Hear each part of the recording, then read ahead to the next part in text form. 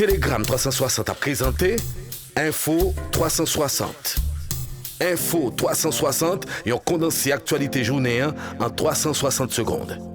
Tout ça doit connaître sur ce qui passe dans le pays d'Haïti à l'autre côté, Info 360.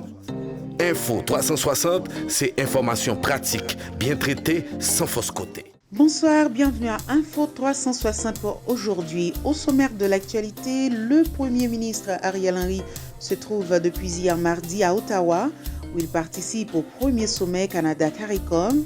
Le ministre des Affaires étrangères, Jean-Victor Généus, et un membre du Haut Conseil de la Transition, entre autres, accompagnent le chef du gouvernement dans le cadre de cet événement, co-présidé par le Premier ministre canadien Justin Trudeau et son homologue de la Dominique Roosevelt Skerrit, président en exercice de la CARICOM.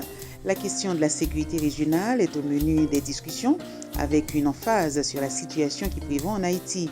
C'est le ministre de la Santé publique et de la Population, Dr Alex Larsen, qui assure l'intérim à la tête du gouvernement en l'absence du Premier ministre Ariel Henry, selon une note rendue publique par la primature le 17 octobre 2023. Entre-temps, l'acuité de la crise haïtienne semble ne pas décourager les éminentes personnalités de la CARICOM. En effet, selon des informations disponibles du 29 octobre au 6 novembre 2023, une délégation de la communauté caribéenne sera en Haïti pour reprendre le dialogue avec les protagonistes afin de parvenir à un accord pour mettre fin à l'impasse politique. L'opposition constituée par la plupart des signataires de la déclaration de Kingston campe sur sa position et pose comme condition sine qua non à toute entente la démission du Premier ministre Ariel Henry parmi les points à inclure dans l'agenda des discussions. Info 360. Info 360, un condensé actualité journée en 360 secondes. Tout ça doit connaître sur ce qui passe dans le pays d'Haïti à l'autre côté, Info 360. Info 360, c'est information pratique, bien traitée, sans fausse côté. Et sachez que la fermeture des frontières entre Haïti et la République dominicaine a des impacts considérables sur le commerce et la consommation des deux pays. En Haïti, le gouvernement entend prendre des mesures pour pallier certains besoins immédiats. C'est en ce sens que le ministère du Commerce et de l'Industrie s'apprête à lancer une enquête nationale sur l'ensemble des producteurs d'œufs haïtiens. Tous les 10 directeurs départementaux sont convoqués à un forum de 2 jours organisé au Cap Haïtien par le MCI, a fait savoir le titulaire de ce ministère.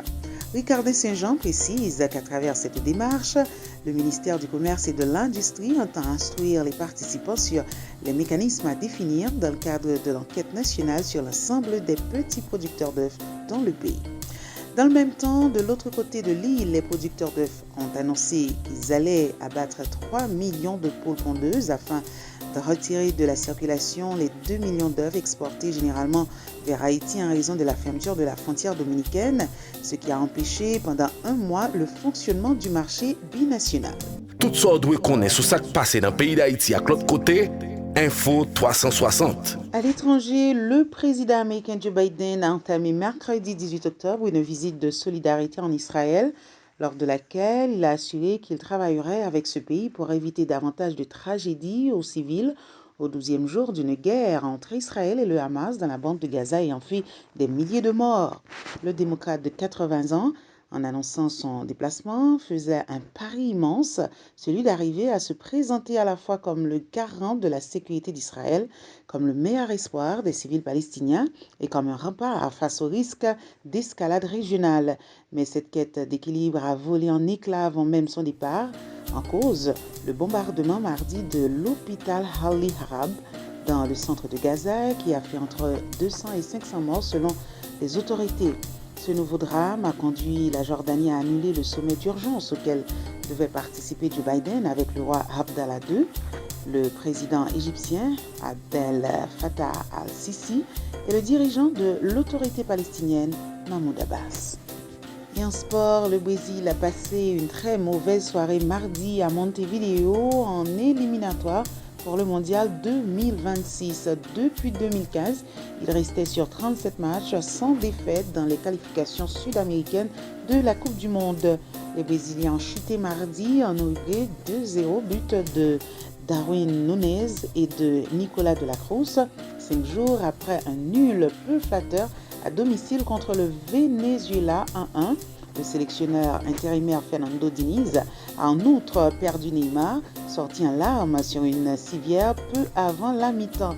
De son côté, l'Argentine a poursuivi son sans faute après sa victoire face au Pérou 2-0 grâce à un doublé de Lionel Messi qui s'est offert un nouveau record en dépassant désormais Luis Suarez à 31 buts contre 29 en qualification. Merci de votre fidélité à Info 360. À bientôt. Info 360, une présentation Télégramme 360.